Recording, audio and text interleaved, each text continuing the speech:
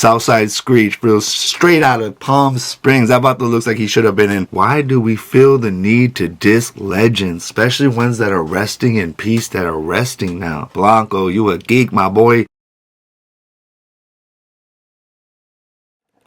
Hey, what it do, what it is, what it was. This is your boy Pocho1 of the Pocho Podcast. Like, subscribe, and turn on notifications and support a real one in the field. What are we talking about today? Blanco15, I think. He's acting like a 15-year-old, and that's for show. Check out the homie on the full community. He's been doing a bunch of podcasts lately, but today we're talking about Blanco15. He is a rapper coming out of Southern California, specifically Palm Springs. Ooh. You know, when I think about Palm Springs, I really think about tough guys, you know, real scary dudes. You know, everybody goes from LA to Palm Springs and they're real worried about the tough guys coming out of Palm Springs. All right. I've been trying to be more mature, slow down, not pee off the youter, which I'm not. Rest in peace to the young kids that lost their lives to the F going on around all over the world and the country and my city in Santa Rosa. I went to Santa Rosa High, Montgomery, man. Rest in peace to them. Overdose, man. It's a scary thing, people. A scary Southsider. He's a white boy, the downest Southside rapper, I guess, or the new face, the new lefty, the next bozo. And I literally mean that, bozo. And he already started dissing everybody. Swifty Blue definitely dissed him on the track. I remember hearing that. Blanco15, something about you ain't really like that. And you're just a pup or something. But he's also going around dissing people like it's nothing. You feel me? He dissed the whitest essay ever or whatever. The whitest essay. Basically saying that he's not an essay. The homie from San Diego, I interviewed him. But I'm already forgetting his name. But yeah, that dude can rap in San Diego, but this guy, to be honest, I haven't heard too much of his music because I've been just watching this geek do his thing. Geek out, bro. Blanco, you a geek, my boy. Respectfully, though, right? But yeah, so he was on Adam 22. He's been on the food community. He's been on probably Hater World.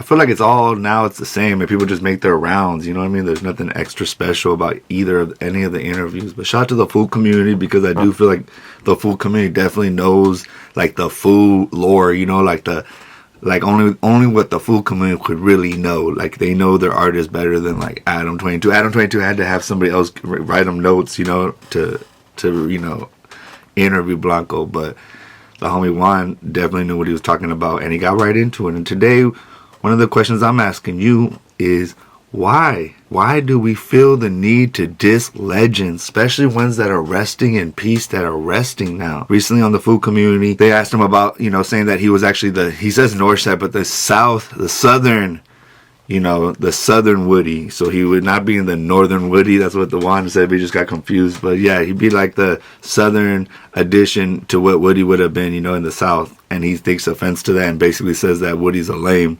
And I just don't understand why he needs to go there, homie. You know, like, why not big up a legend? Just be like, I just feel like that's what happens when you're from Palm Springs, maybe, or something. You don't have homies that lace you up, you know, to show some respect to the other side. Because when you get locked up, you're definitely going to be showing some respect. And that's what the problems with all of these YouTubers, with the whole space, is you got these people representing the South Side, the North Side, but they're not representing in the way that's, you know, that they were supposed to be taught, like gentlemen and professionals. And I don't know. The only reason I'm bringing it up because it's so weird to have these vatos talking about things that don't even make sense. Like their street politics aren't even unlocked. Like back in the day, in the 90s at least, everybody knew what was what. And politics, it was clear. But over here, you got these bozos just jumping out of nowhere, out of Palm Springs, and acting like they're the one, you know? And then trying to diss people, legends that put it down. And who are we talking about? We're talking about Woodie, bro. And I'm going to read off exactly what Wikipedia calls Woodie. And wait, Blanco, you need to get a Wikipedia one to talk. Ryan Mitchell Wood, November 20th, 1975 to March 7th, 2007, also known as Woodie, was an American rapper, music producer, and songwriter from Antioch, California. He was recognized for his fast-paced style, introspective lyrics, often reflecting on real-life experiences and dilemmas.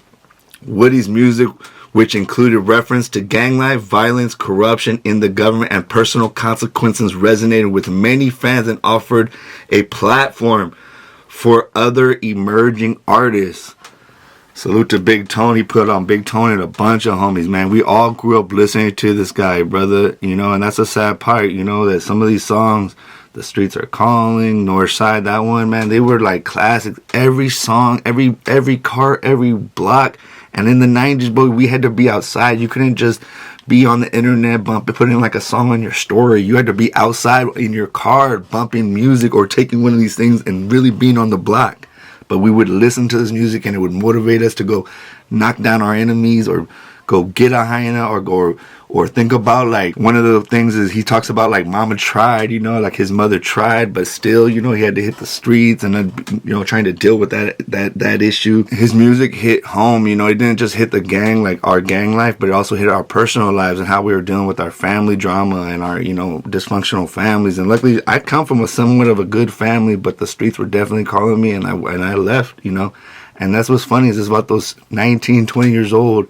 And maybe he shouldn't even be asked these questions, but he's asked a question and he doesn't answer. The way he should have answered is, oh, I don't really know that about them, but salute to him. He's from the other side, you know. I don't really mess with them, but hey, you know, legends are legends from both sides. It is what it is, salute, but that's not me. I'm Blanco, and that's all. But no, he had to call a grown man that's could be his father, literally looks like him probably, but, you know, lame, you know, while he's resting in peace. And what does that do, people? What does that do? That makes it so it's hard for you now. Now it's hard for you. You're going to regret that, my boy. You're going to regret that because you don't got no problems up north. Now you do. Now you got problems. You didn't even have any problems. Now you got problems. You could have been the dude that moves around Northern California with ease. But now you're going to watch your back. And now you're going to carry on the war of people that you don't even know. And you don't even know the sacrifice of what they've had to deal with. And now you're going to figure that out, you know, with them. And down the line, if you get bigger, see, this is the thing. You think you're just at this level, but Lefty got bigger. And Blanco, you're not going to get bigger because you're not that good. But if you did get bigger, you little dork, you little dweeb, if you did get bigger, you'd have to deal with bigger haters like Lefty did. And I'm trying to tell everybody apologizes to the North. And everybody apologizes to the South, too. If you did that, I bet you would. Swifty Blue apologized. Lefty apologized, basically. You feel me? And if you get, I don't even think you can get as big as these fools because you don't got the rap skill of Swifty and you also don't got the looks. You're not as respectful. You're not as photogenic as my boy Lefty Gunplay. You know what I mean? Man, salute to Lefty Gunplay. It's too bad. The Vato's locked up again. I don't know if you saw the back of those legs, bro. Those were, I don't know. Maybe he had a Chicano face, but he definitely got some white boy legs. But free him. I don't believe anybody should be locked up.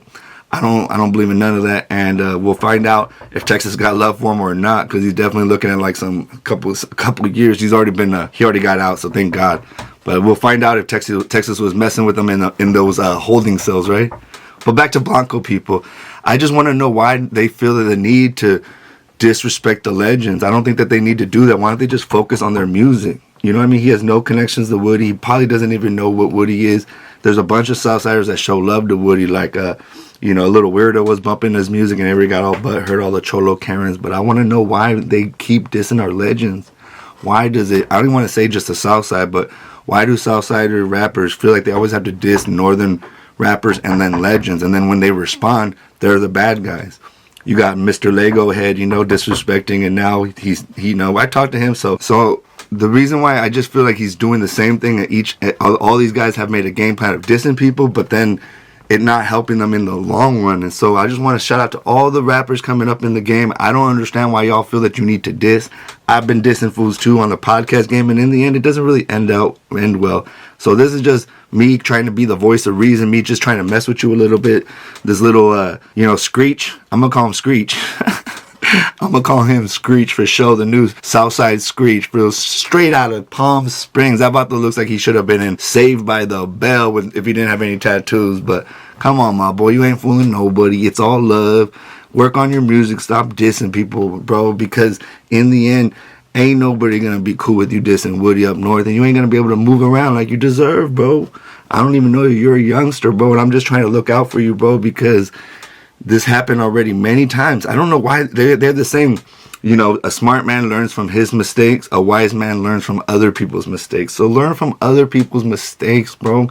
And if you're over here doing the same things as Lefty, and Lefty copied the same things as, what's it called, Grimy Suge, then come on, look at all three of you guys aren't doing that good. You feel me? Lefty could have been doing better. And I feel like a lot of the antics made it where people don't trust Lefty. And one of the reasons probably why he wasn't at the NFL thing, but another reason is just they don't trust where he's at. Right now he's getting caught up with drugs, and you know what I mean? He can, every time he tries to progress, he falls back down. So Blanco, learn from Lefty since you're copying him, and don't diss legends, don't diss your ops. If you're really about that life, diss them in the streets. You know, you don't gotta diss them in your music or in interviews, because it's not gonna end well for you. And don't get mad when, again, I try to tell all these fools before it's too late. Don't get mad when the next level comes and you can't go nowhere, bro. You're over there kind of dissing P, whatever her name is, P Nasty, or the pretty little thing coming out of Texas. Shout out to her and that awkward ass interview that happened at the Hater World, but it wasn't the Hater World as far as everybody with him. But yeah, he's over there dissing people in Texas, saying that the Texas business wasn't right, and that now Northern California legends are lame. Ugh, bro, you're making, you know, life is all about decisions, bro, and you're making the wrong decisions, and it's not gonna look good for your music career. And I just want to say, the people that are running these guys, is it OTR? Come on, bro, what are you guys trying to create? Like a new gang war, new death row?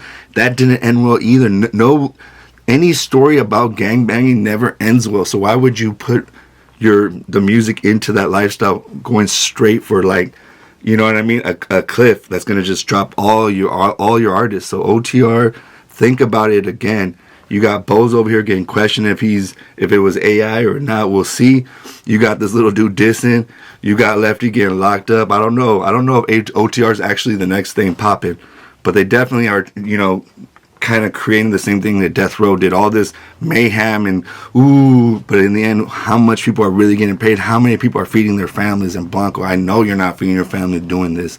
So stop focusing on being, you know, Screech from Saved by the Bell and trying to create this, like, act like a clown, and be a real man, be a real gangster. And if you got a problem with Woodie, come to Northern California and show us how you really feel. And if not, just do like you did with everybody else, no comment. You know what I mean? Because you're going to find more fools that want to hate on you. You're going to find more drama and tension when you could find love and respect. And now you can't get no bae love, no bae females. Oh, the problem is, he just said he's never been out of Palm Springs, Southern California, Vegas, and Texas. It's another problem. These vatos have never been nowhere to know about nothing, you know. So hopefully Blanco changes his ways, stop dissing the legend, and focuses on his music. This is your boy Pocho1 of the Pocho Live Podcast. Like, subscribe, and turn on notifications, and support a real one in the field. I'm out.